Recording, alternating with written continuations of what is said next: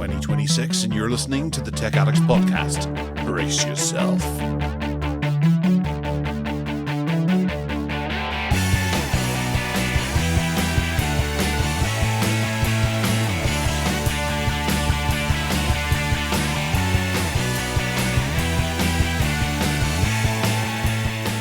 This week, a humanoid robot that's faster than Usain Bolt, a new small tablet from Lenovo, a 2-in-1 Android tablet with a dedicated desktop mode, Chrome OS, and Aluminium OS. What's happening? And Valve pushes back the Steam machine.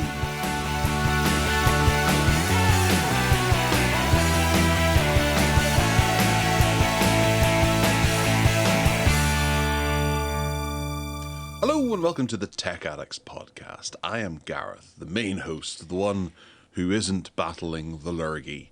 This is Ted, the one who is battling the lurgy. How are you feeling, Ted? Oh, dreadful.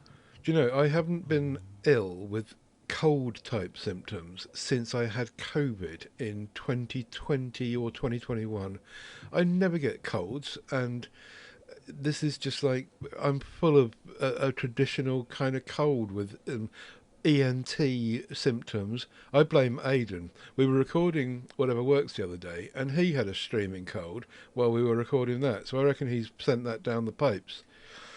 No, actually, I have to blame my dad, because my dad is the one that had it, and he's obviously, I've got too close to him, or he's passed it all on to me. But it's just amazing that I just never get colds, and all of a sudden, 5 years later or whatever it is, I suddenly got one. Really annoying. It's his fault, the old git. Well, more importantly, how is he faring? Is he all right? He's all right. He's turned into a chest infection, so I got him onto some amoxicillin. So, and that course is now finished, and he's kind of okay now. But I'm trying to teach him how germs mutate, migrate between people, and he doesn't really quite get it. He thinks that going around shaking hands with everyone, every single person he can find, he loves shaking hands with people. And he'll just go into a cafe and shake hands with the bloke behind the counter, you know. And I tried to explain to him that if you then touch your face without washing your hands after that, whatever was on his hands, but he doesn't get it. He just doesn't. He doesn't see that that's a thing.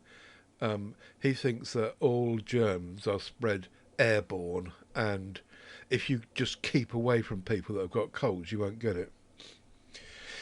Right, okay. Well, you know, he's not wrong. Shaking people's hands is a wonderful thing to do. I know I do it all the time as well, because I don't wash my hands after taking a piss. So, moving into the news. I loved the whole COVID thing where you could bump elbows. That was great. I really liked that. Yeah. That was such a better idea than shaking hands with everyone. Anyway, moving and into you could wear a mask and pretend not to recognise anyone. Yeah. It was fantastic. Yeah.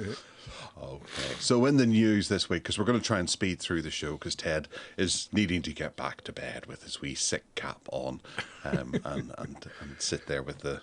What's that episode of Young Ones where you're blowing your nose on the duvet and all this green goos coming out? It's called Sick, I think. Yeah. Appropriate. Okay, so we're going to start with a record-breaking humanoid robot sprinter that gets named after Usain Bolt. This is China's Bolt humanoid robot that achieves a record-breaking speed. Mirror Me is a Chinese robotics company that has developed the fastest humanoid robot, and they've called it Bolt after Usain Bolt, and it's capable of running at 10 meters per second, which is approximately 22 miles an hour. And I know people who are sitting in a car going, 22 miles an hour is far too slow. But, you know, if you're running at a really fast rate, you're probably running at about 12 miles an hour. So add on basically double that. And that's what this can run as. You know, that this is going to chase you down if you've been shoplifting quite easily and remove whatever it is that you've pilfered. Ted, you'd be after 20 Rothmans probably.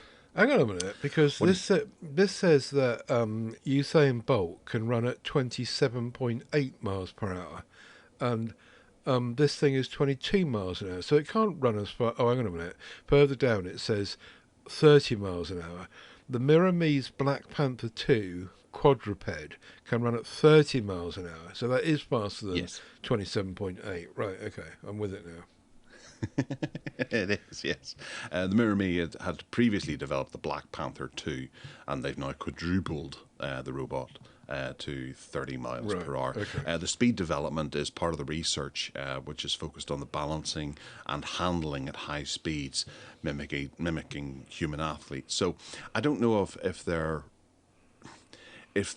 restrained by how fast it can go. It is more about how it balances as it runs, so Yeah. I don't think they're looking for the fastest possible thing.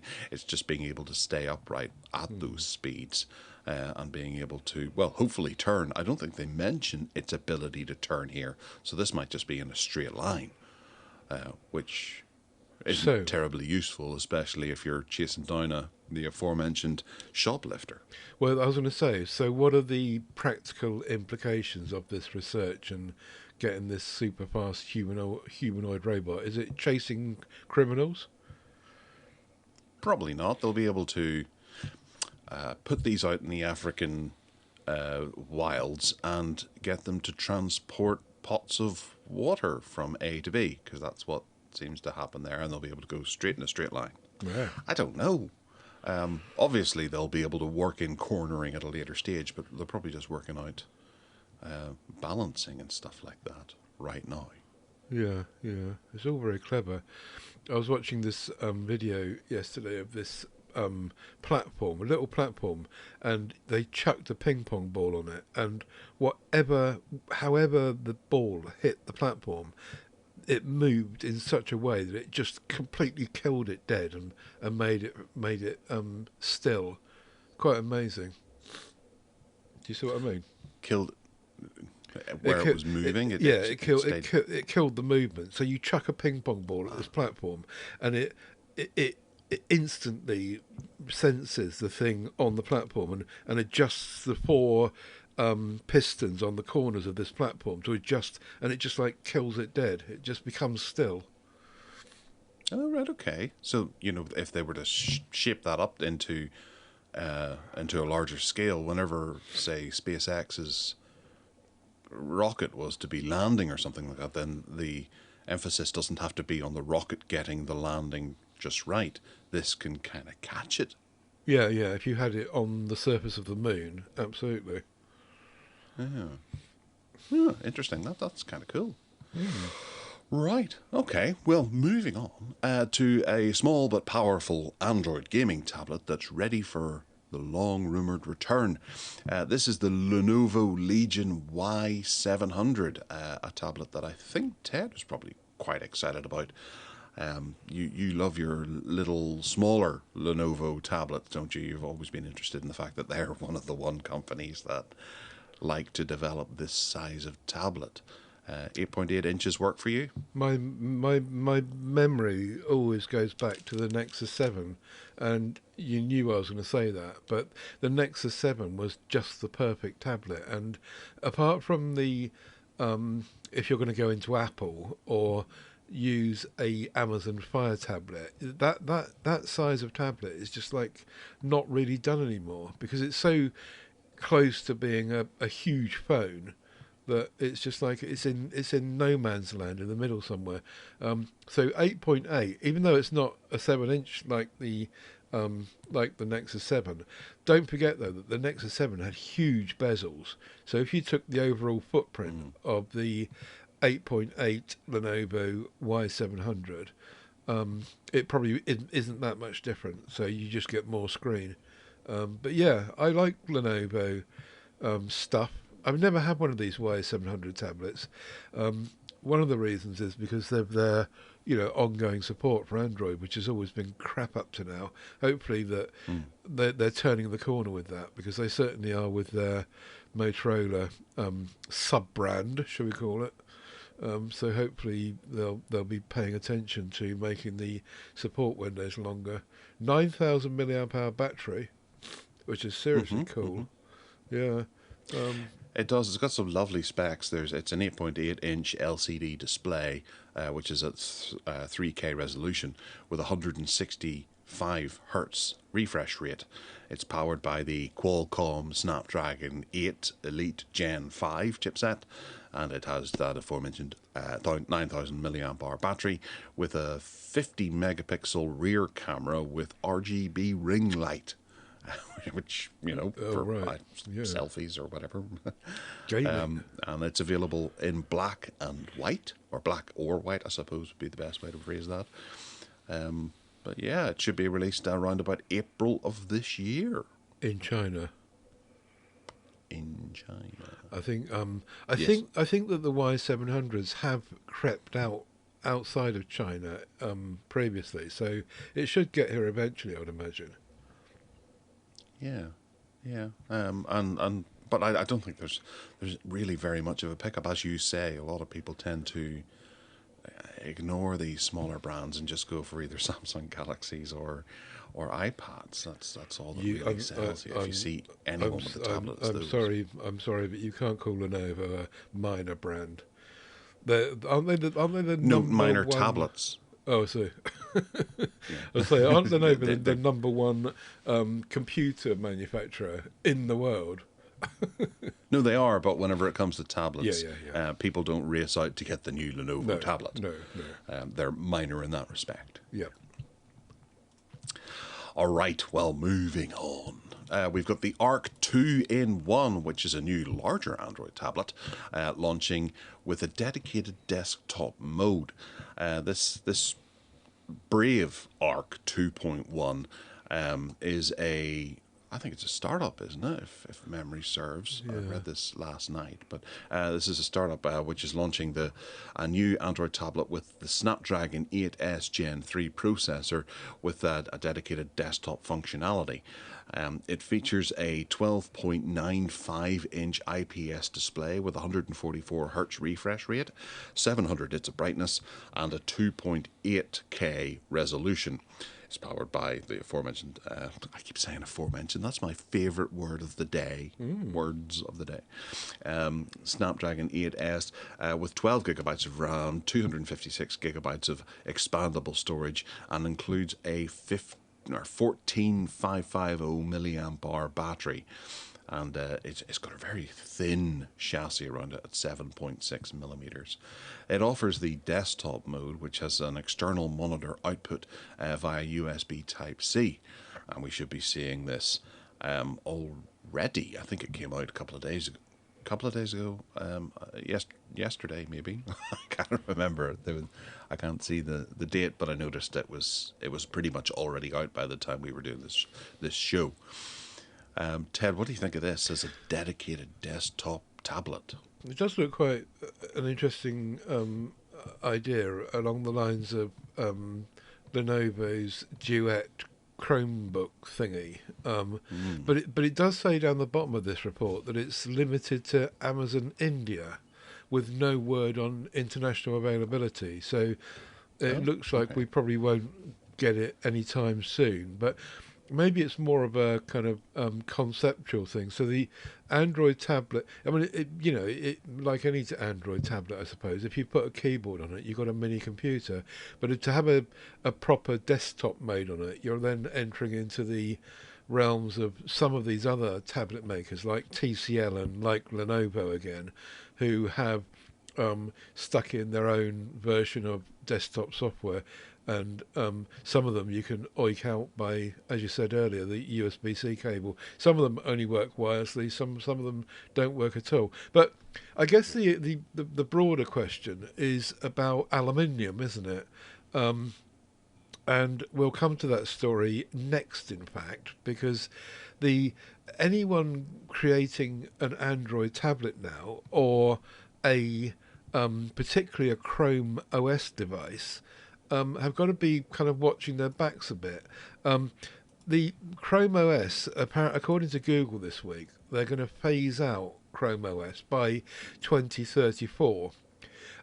Which mean, and the reason they're doing this is because they have up to now promised anyone that has bought a Chromebook 10 years of support. So that's that's good and positive. But the implications of this article and announcement are that aluminium, which we thought was going to be coming along to merge Chrome OS and Android, could well be taking longer to get out. They're talking about possibly in the enterprise segment 2028 to just start it off going. Aluminium OS, I think, is, from what I can read now, is just going to take longer to get out there. And companies like Arc, who are in there with a, you know, a startup, you'd like to think that they would be kind of thinking ahead a bit about that, wouldn't you? But perhaps they're not. Perhaps they're not. Perhaps they're assuming that when Google do bring out aluminium, existing Android tablets and existing Android devices will be able to morph into it easier than Chrome OS devices will.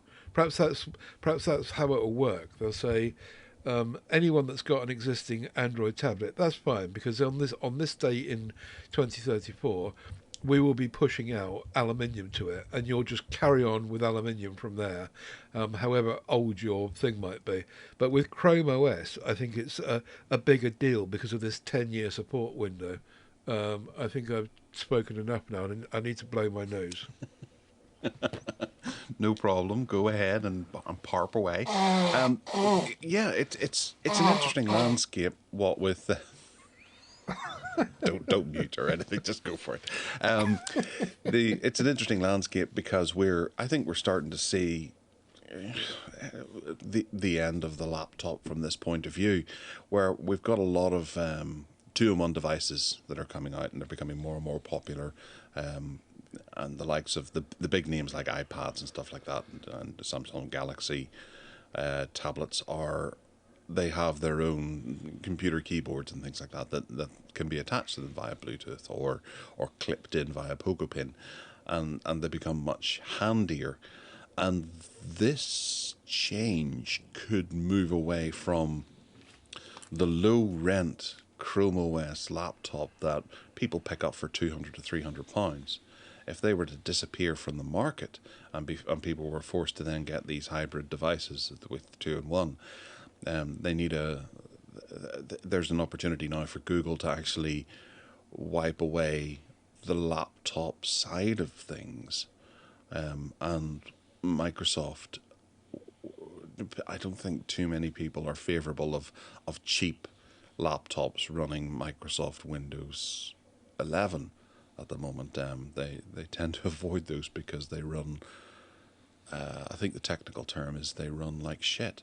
So, where you want to spend a bit of money, getting a lighter weight operating system that has the footprint of Chrome, the connectivity of Android, and the price tag of the likes of that little Lenovo, but maybe with a bigger screen, and then you can treat yourself to an optional extra of a keyboard and mouse.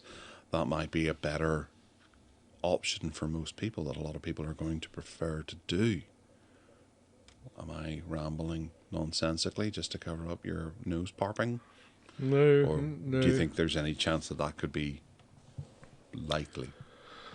I do think that people have to watch out for what they're buying now. I think this is the point of the story, is that if you are thinking about buying a Chromebook, for example, then you just need to be careful, because this window of support might run out before, because 2034 is 8 years away, isn't it?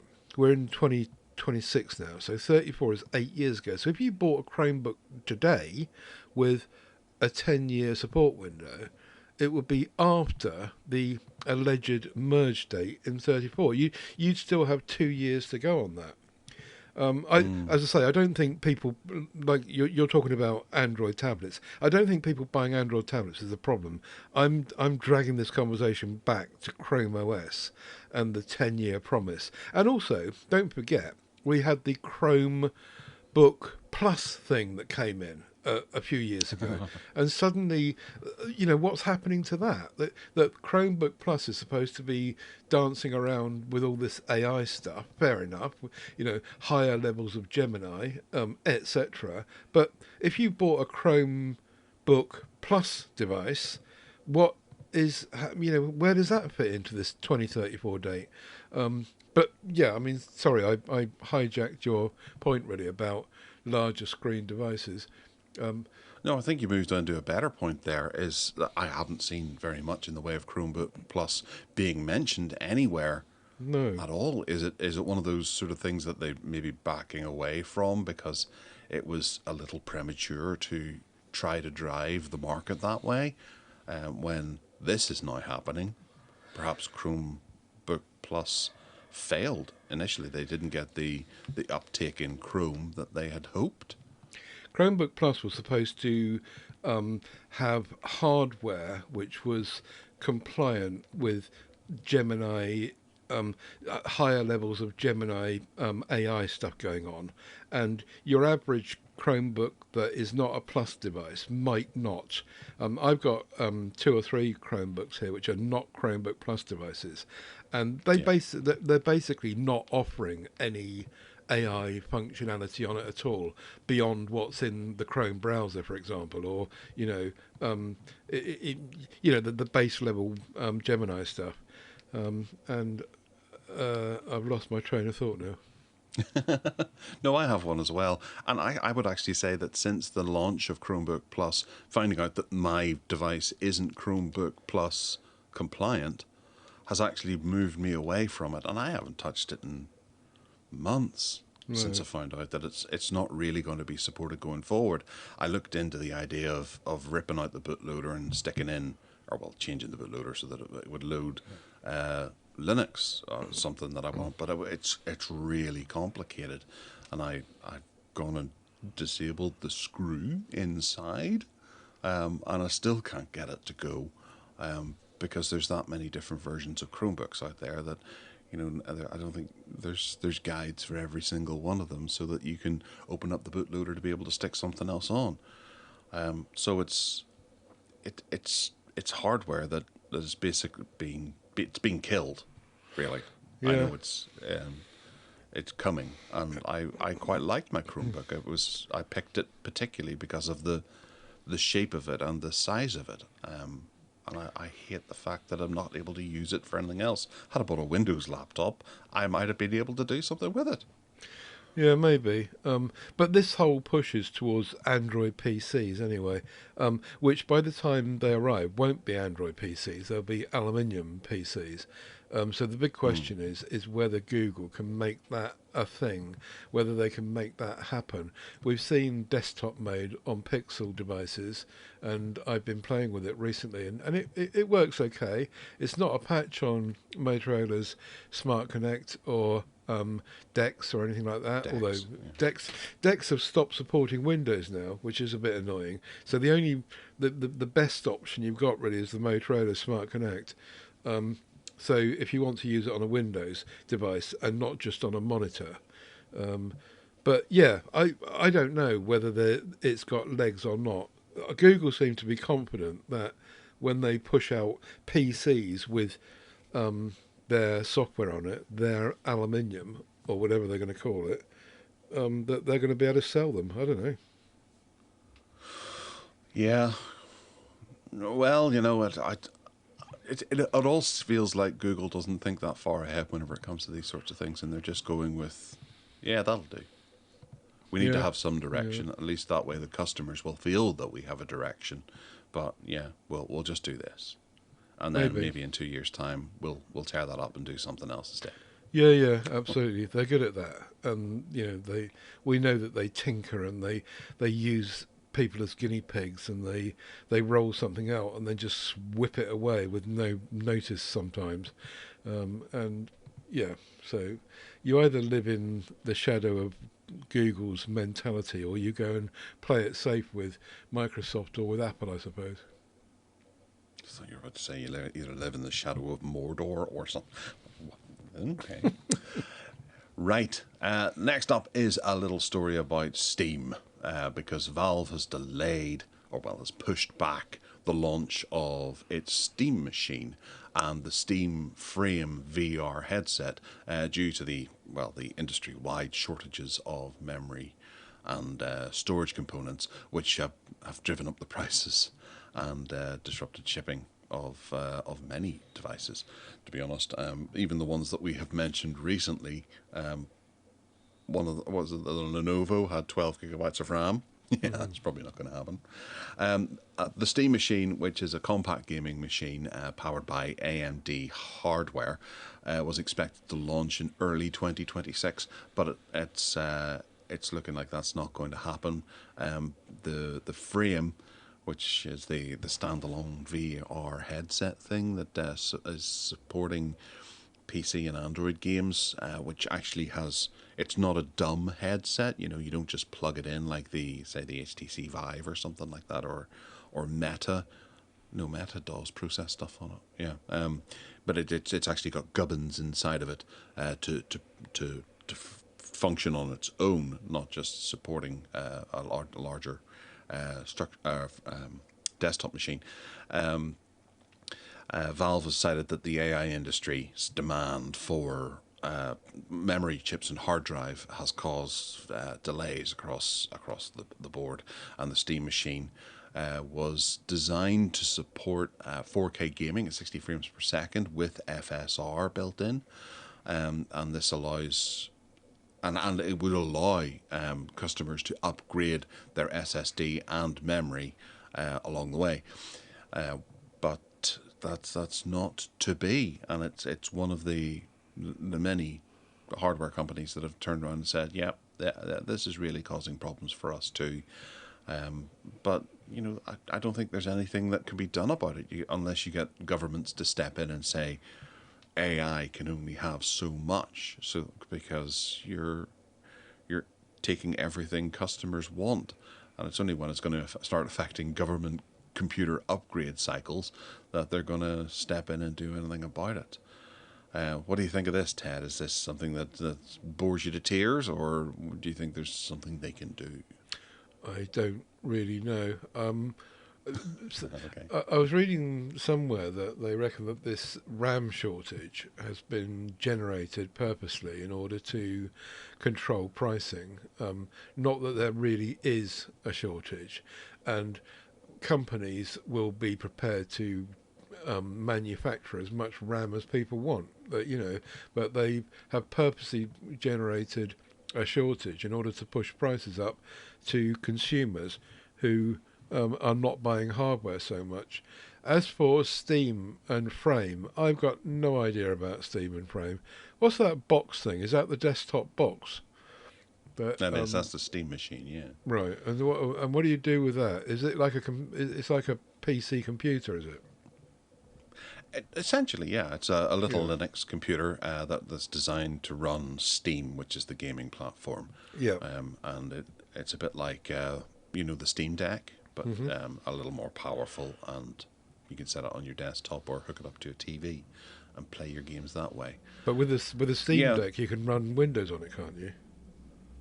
You can, yeah. And you could run Windows on this, I believe, too, if you felt that way inclined. But this is shipping with Linux on it, or Steam OS on it, first and foremost. Mm-hmm.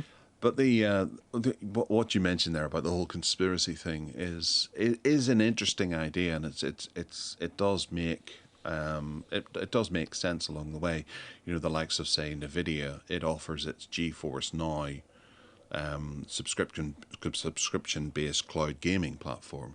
So where they say that they're going to possibly take their foot off the accelerator when it comes to manufacturing graphics cards, they can quite easily say, well, why don't you start using the GeForce Now? If you need to do your gaming, if you need to upgrade your gaming rig, just pay us monthly and you'll be able to use our service. So that we're at the mercy of them if they were to stop doing graphics cards altogether. Obviously, AMD would then kick in and people would start buying Radeon graphics cards again, or not again, but instead. But they can't lose that competition right now, but it is a problem that's going to be across the board, and where gamers are looking to upgrade their gaming system, they're going to have to pay through the nose in order to be able to buy these bits of hardware that are going to make their gaming system run better. Most business machines run really nicely on the amount of RAM that's available. If you got, say, a 4 GB laptop or an 8 GB laptop, and we're only using it for office-based, tasks, most hardware out there is going to do rather well. You are at the mercy of Microsoft and how well Windows runs on it, but you're not going to be suffering greatly.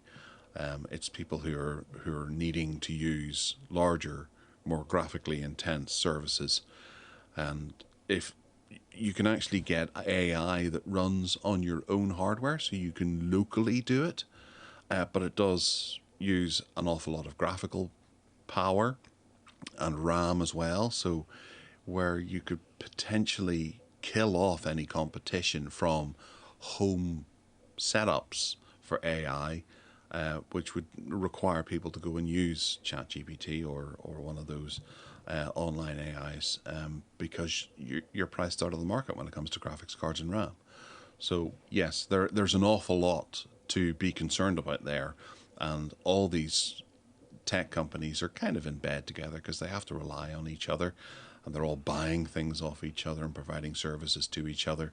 So ultimately, it's in their best interest to stop people doing what they can do at home as much as using their own services online. So yeah, it's a terrible thing, and it's a bit concerning that instead of scaling up production, they decide to cut back, because cutting back means they get to charge more for what they are producing. That's awful. Yes, Yeah. I think you're right. However, talking about AI and RAM shortages, I don't see it yet. My world is more probably to do with the phone world, the mobile phone world, but it looks to me as though these companies are just continuing, particularly the Chinese ones, to produce phones with 16 gigs of RAM in them, and just like they always did, and very few less than 12 gigs of RAM. But maybe the the the the push on this, the net effect on this, will be in a year's time or 2 years' time, when all of that stuff that they've got is used up, and then they've got to downscale it a bit. I don't know, but if you look at the phones that are for sale now, I don't see any shortage of being able to buy one with as much RAM as you could a year or 2 years ago. Do you? I think it'll eventually start affecting it.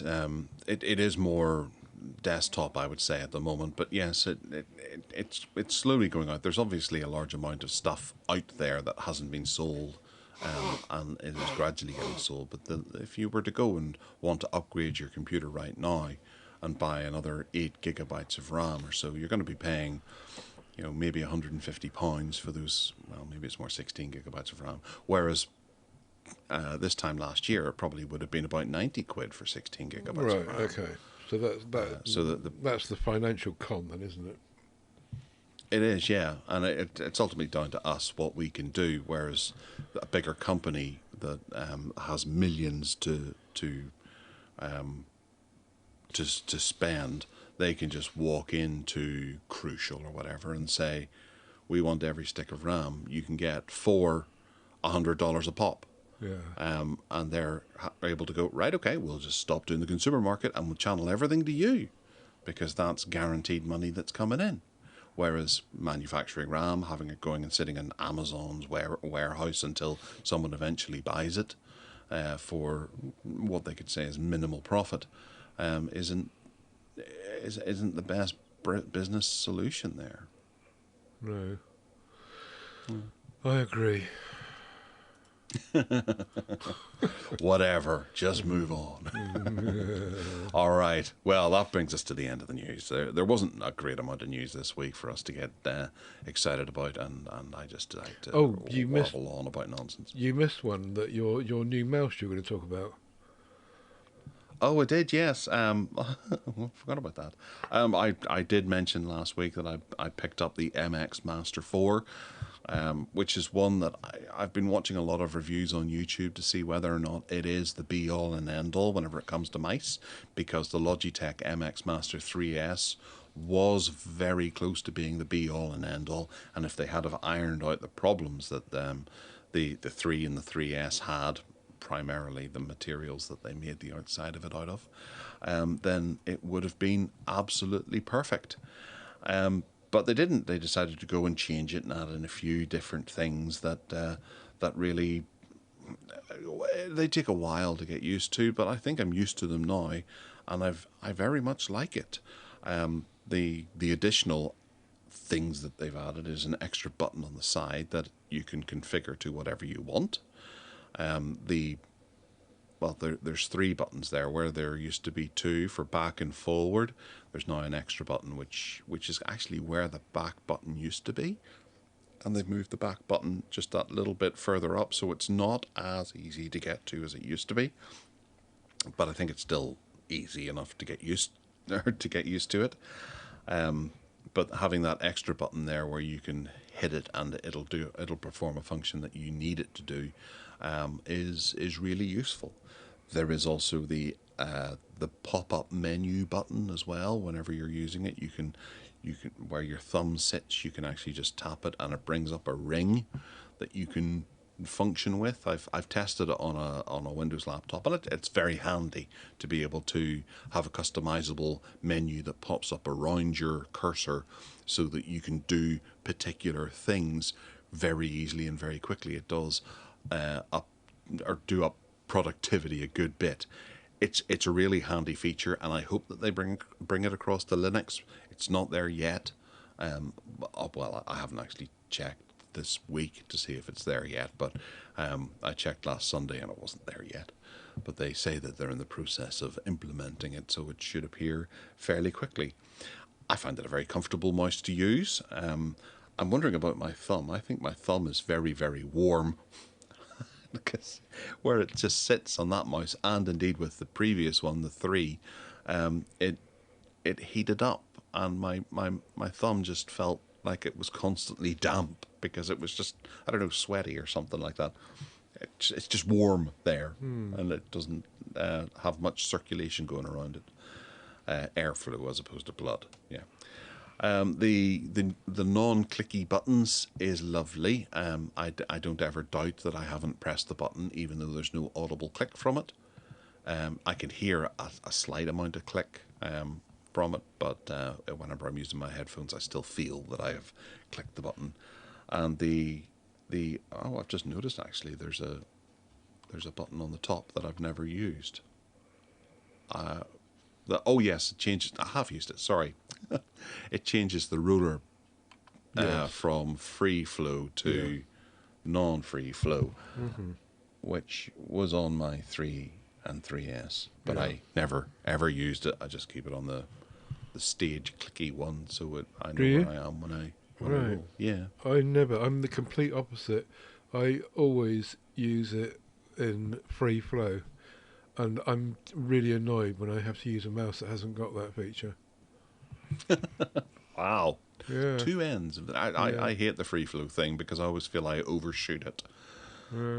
Whereas the clicky one, I'm accustomed to it. What do you do with that roller on the left? Is that moving left to right? Yep. Yeah. Right. And it's very nicely implemented. You can do it in stages. You can speed it up and slow it down. Sometimes whenever you go into an application, it moves really slowly, like 1 line of pixels at a time, and you're like, what?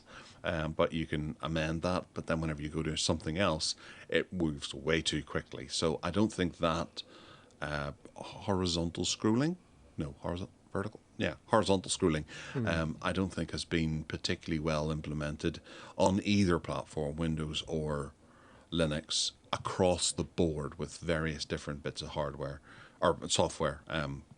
So I like it very much. It's a lovely mouse, and my work laptop is Windows as well, and being able to switch over to it and be able to get pretty much the same experience out of it is great, although I can't install the Logitech Options Plus on my work laptop, so most of the features are not compatible with my work laptop, so that's a bit of a pain. But yeah, it's worth looking at, and if you get it on a cheap enough deal, it's a logical update. I wouldn't say it's the be all and end all, but it's well made, it's well constructed, it feels good in the hand, and it's got a few novel features that don't quite exist on other mice out there. It's not the best mouse on the market at the moment.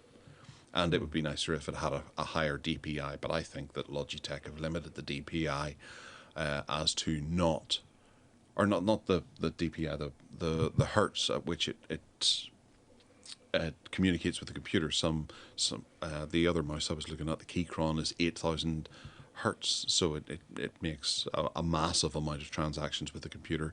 So you get in gaming a great accuracy, because it's constantly in touch with the mouse, whereas this is something like a polling rate of, what is it, 120 hertz or something like that, which isn't great.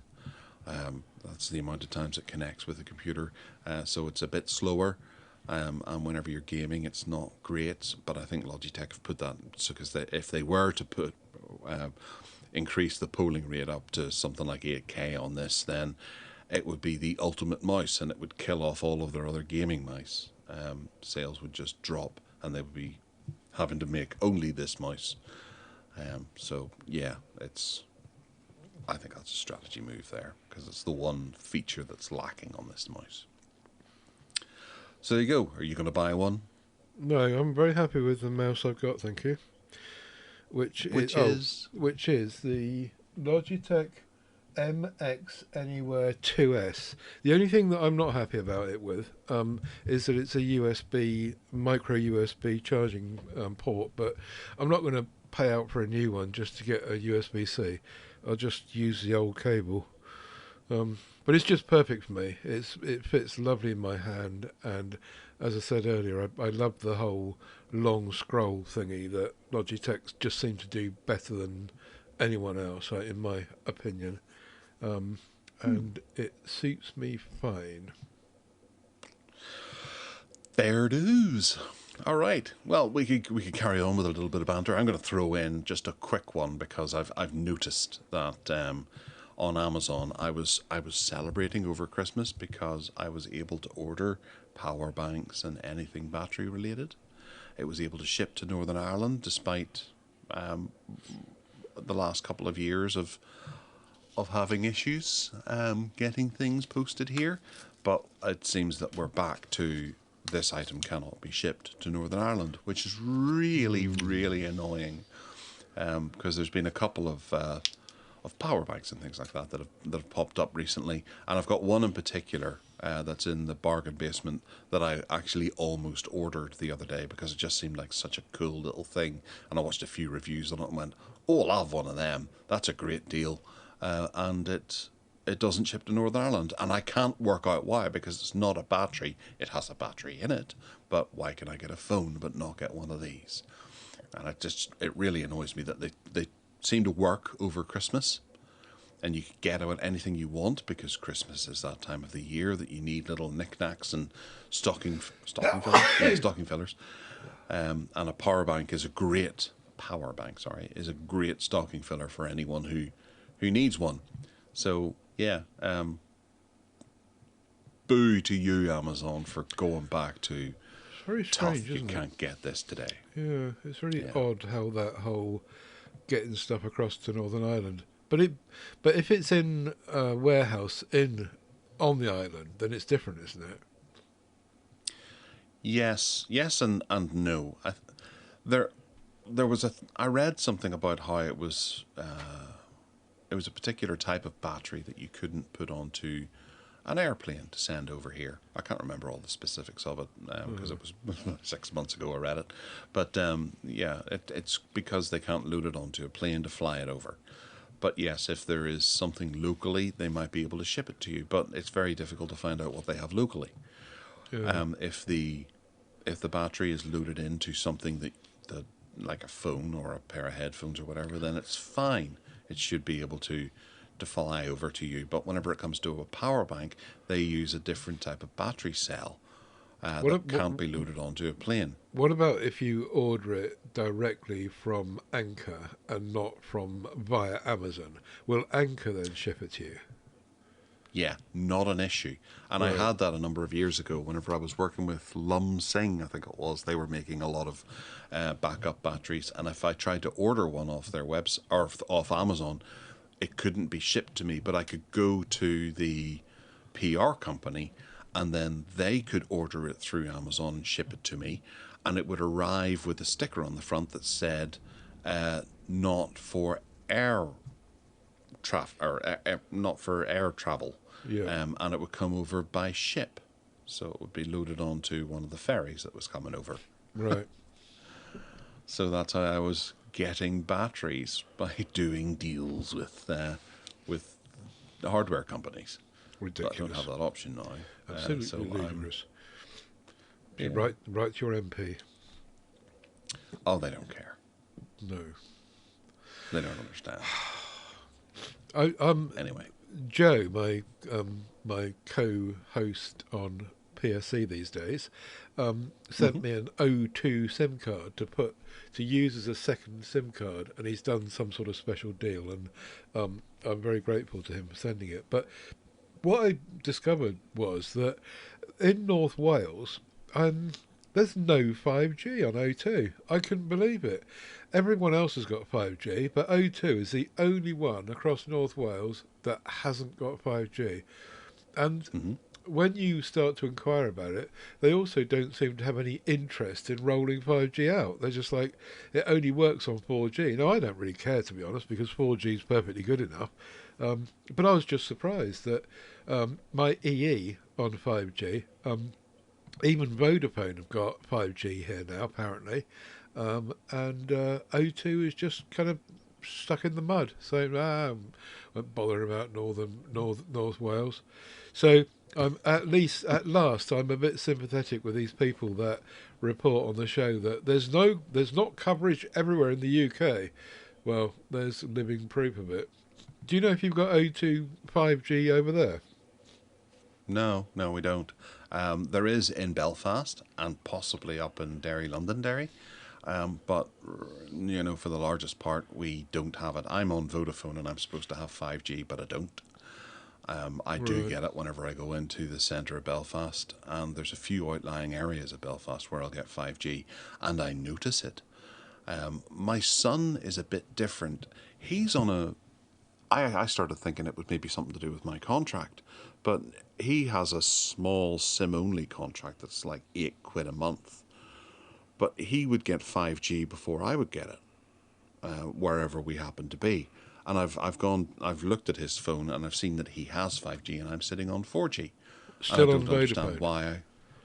On Vodafone. I don't know why I haven't moved across. Right. But staying with Vodafone, I'm going to be complaining to them in a while, because I used to be on 3. I was on 3 for many years because they had the best 3G network for me to use.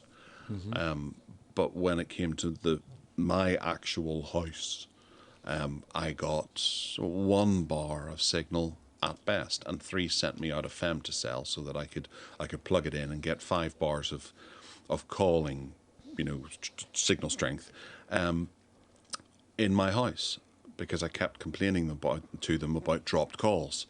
And I had to go, whenever I complained to them, I had to go up to a specific location in the garden to be able to get 2 bars of signal, because I knew 2 bars would be better than 1 bar, and I wouldn't get cut off quite so easily. Okay. But they sent me that, and I was able to plug it in, and I actually still have it. But because my daughter is on 3, although she doesn't live in the house, so they haven't asked for it back yet. But whenever I go to cancel, they will ask for it back, which is really annoying because I've had it for about 10 years. But Vodafone and 3 have recently merged. Yes. So Yeah. I moved to Vodafone because of the work phone that I got. I'm sitting here right now.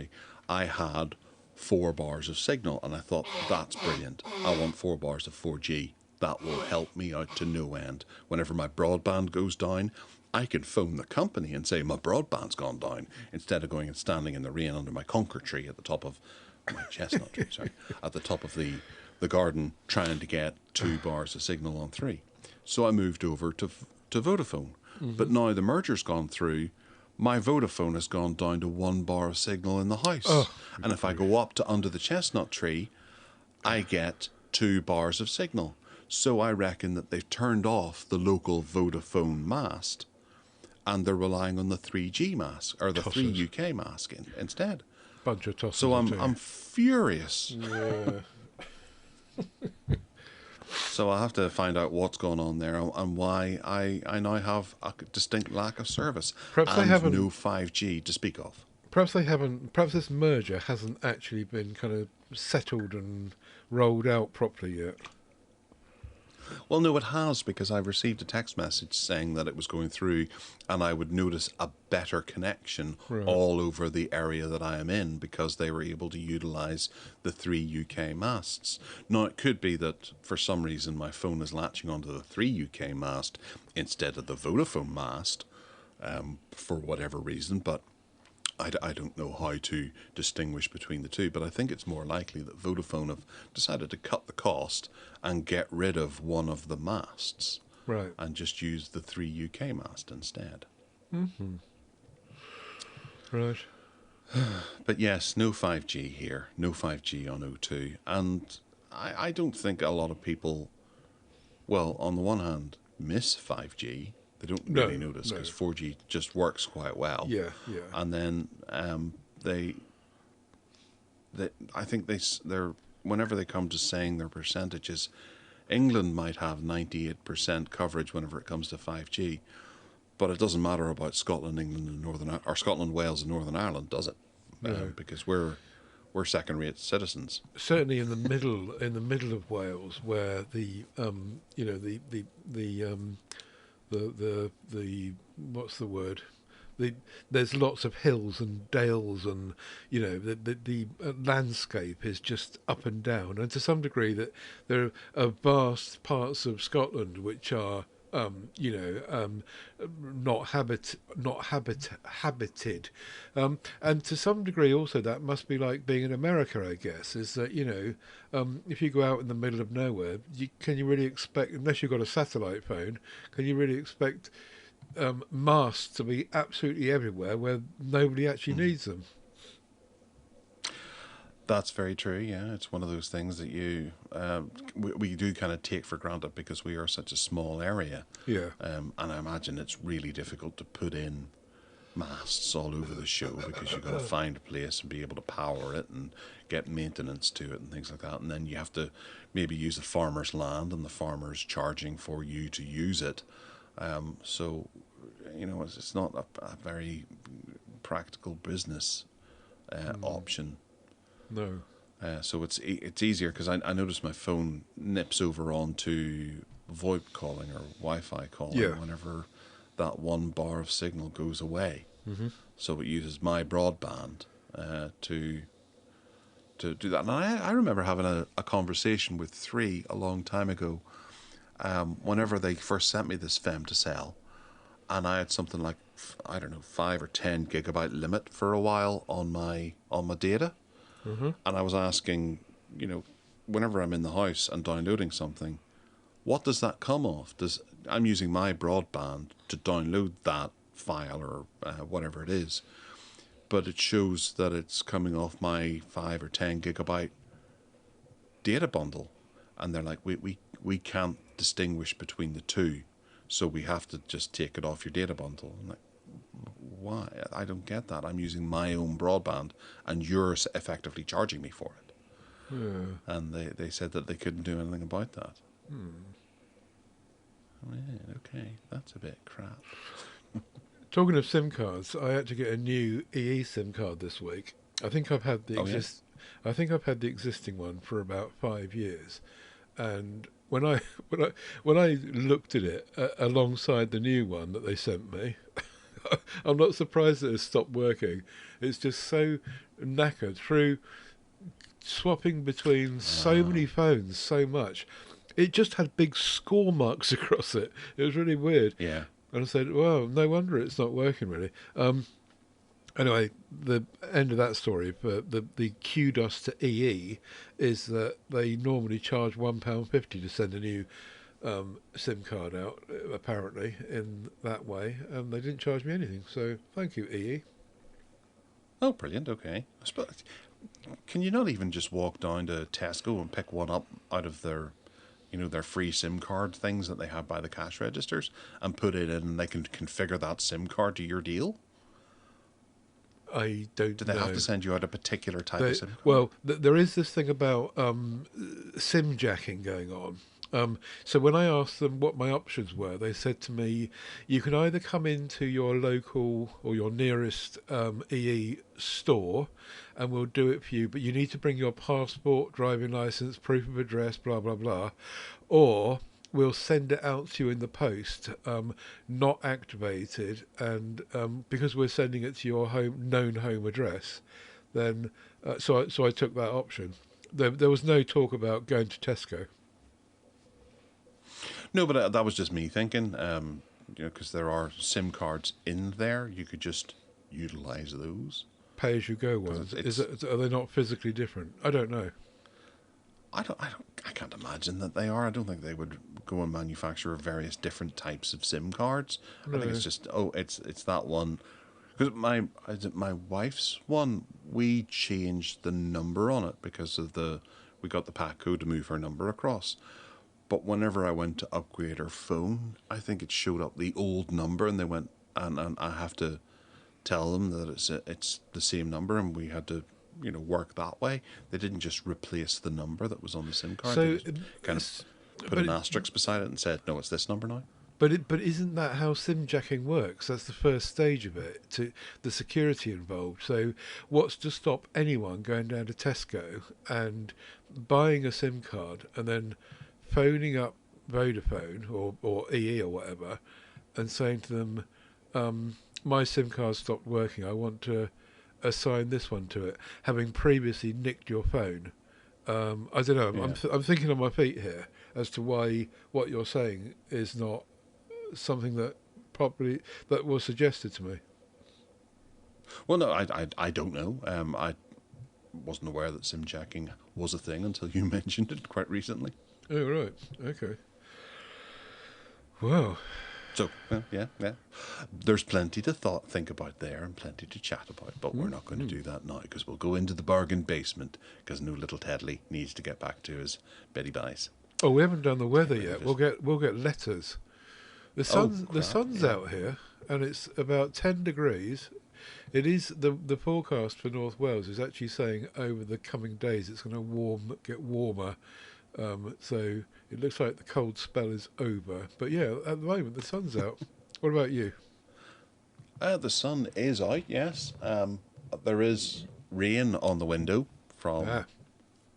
I don't know how old it is, though. I can't imagine it's too old. But it's there. It has been raining of late. Uh-huh. But there's not much to report. It's all a bit grey out there, but the sun is peeking out from behind a cloud. It will make sure we don't get letters anyway. Yes. Whew, that was close. Well done, Ted. All right, the bargain basement, where there's a bit of a grumble.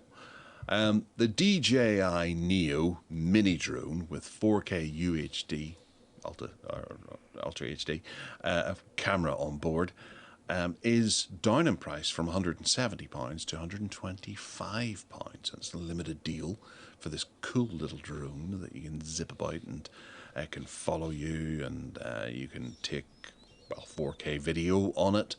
And I thought, you know what? Why not? I'm going to have one of these to play with. But wouldn't you know it, this item cannot be shipped to your selected delivery location. Please choose a different delivery location. Why? Why? There's a battery in it. I know, but there's also a battery in the phone that I bought. Yeah. And it was able to be shipped to me. There was a battery in this power bank from, I don't know,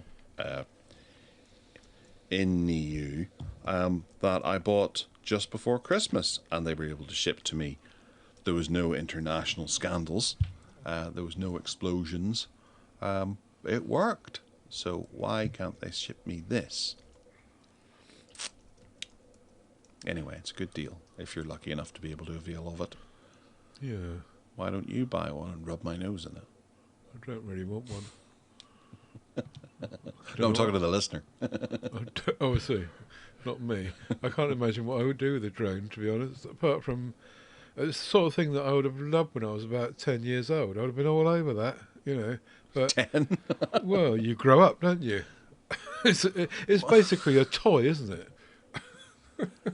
No, it's a photography thing. You can go and take videos, and you can go to, Yvonne Magruder down the road. You could go and video her. No, never mind. Oh dear. Carry on. Oh dear. He's dying, folks. He's going to be dead by tomorrow. Right, what's next? You've got a deal for us. No, you have, haven't you? But you've got two in there, haven't you? Oh, is it me? Oh, flippin' heck. You Right, you okay. stole the top two places. I didn't realise. So you only have two deals then? I don't know. You're lacking. I'm confused. All right. The next up is for the, aforementioned, there you go, we'll use that again, Logitech MX Master 3S.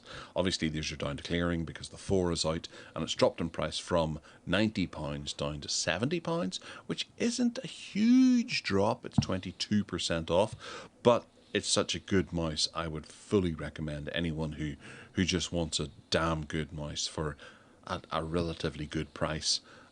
Check this out, because you could do far worse. It'll give you 2 or 3 years worth of very, very loyal service, up until your hand oils start to corrode the rubber that it's made out of. Because I'm looking at mine now, and it's almost white and speckly, because it's just reacted. It's not great stuff that it's made out of, but it'll last for a number of years. The 4 doesn't appear to be made out of that. It's more of a plasticky thing. But 70 quid's pretty good for this. I paid 99, I think it was. Mm-hmm. Possibly, yeah. There you go, Ted. That's a good deal. I'm being offered 3 months on that one. 3 payments. Soundcore C30i by Anker. Open ear clip earbud thingies. When these first came out, they were 60 quid, and they are now on an offer at 34 quid, and they are really good. I've subsequently got a pair of Motorola ones, which Motorola PR sent to me, so I don't actually use these Soundcore ones anymore, but they are a little bit tight fitting. When I got the Motorola ones, they're so bouncy, elasticy, they're actually much better on the ear. But once you get them round your earlobe, these Anker ones are really, really good, these Soundcore ones. And the sound is brilliant, and the battery's really good. And so reduced to 34 quid. Bargain. They're just bonkers looking. They really are. You look at them and you're thinking, how that's got to hurt. Not hurt, but annoy. It clips on. Those particular ones do clip on firmly, I have to agree. But the Motorola ones, and from what I can see of the new Sony ones, they don't. The Motorola ones, I put them on my ear, and I don't know they're there. You can't feel them. But yes, you can feel these ones. They seem to be more firmly, just less elasticy, less bouncy to open up and close. But I suppose you could argue that's better because they'll stay on better. Yeah. And £35 or £34 for a wee bit of a gamble, if you feel that these are going to work for you, I think it's worth it. Yeah. And it's innovation. This is tech being looked at, and they're trying to improve on it, and I applaud them for that. And if you say they're good, then they must be good. They are. Yeah. All right. Samsung Smart Tag 2s, haven't done these in a while. The 4-pack is down from £109 to £38.99, which you can round up to £39 at your will. They are really handy. I have 4 of them. and they work really nicely. And I changed phones a while ago.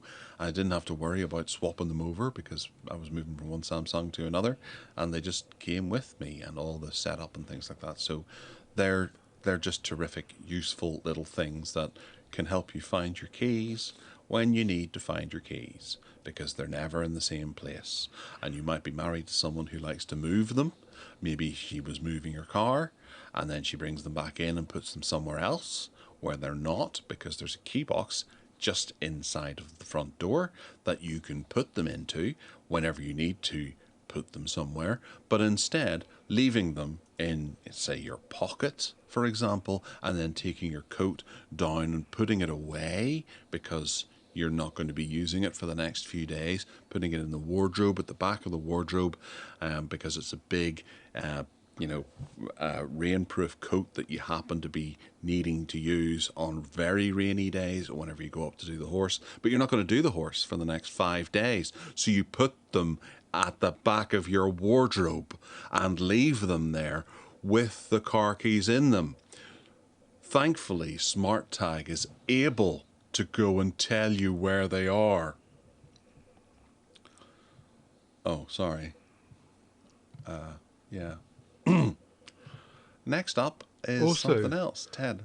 Also, you don't need to. What I discovered was that you don't need to be using a Samsung phone to be able to track this. As long as you've got a browser, a Chrome browser, or a browser of some sort, you can sign in to SmartThingsFind, which is smartthingsfind.samsung.com, and sign into your Samsung account, and it gives you a whacking great big page of what you would see on a phone, and you can still track all of your smart things items. So since I stopped using a Samsung phone, my Smart Tag 2 devices are not wasted. Okay. Right. They're very, very handy little things. They are, you're right. This is the Xiaomi Poco F7 Ultra, which is now last year's device because the F8 Ultra is out, I think.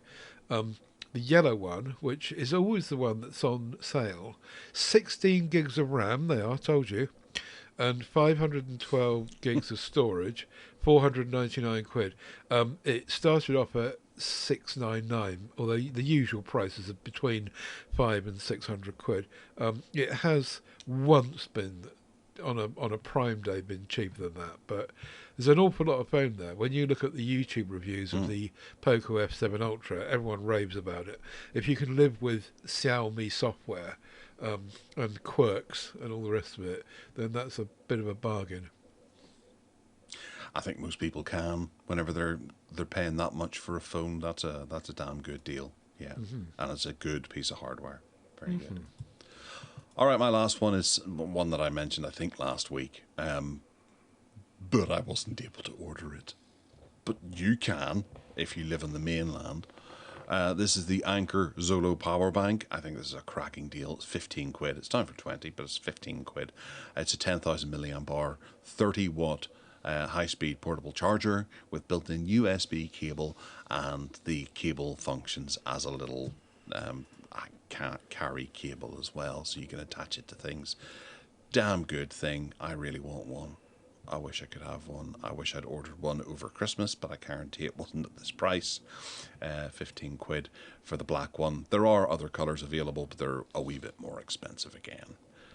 So, worth a second shout out if you want one of them. There things. All right. Very nice. That about brings us to the end of the show. And Ted, you've made it through okay. Hopefully you're feeling a little bit better. It is perhaps you were just... It is a bit of a shorter show than usual, but do forgive me for my ailment. He'll be back to 100% next week, folks. And if you want to tell us that it's not right that we're doing podcasts whilst Ted is dying of the death lurgy, you can contact us by emailing us at gareth@techaddictsuk. You can find me on Twitter as well, or X if you like, at Gareth Miles, GarethMyles. I also have Mastodon and Blue Sky. And then there's my Gareth Miles ted.com that has the aforementioned Y in the title. Ted, where can they find you? tedsalmon.com.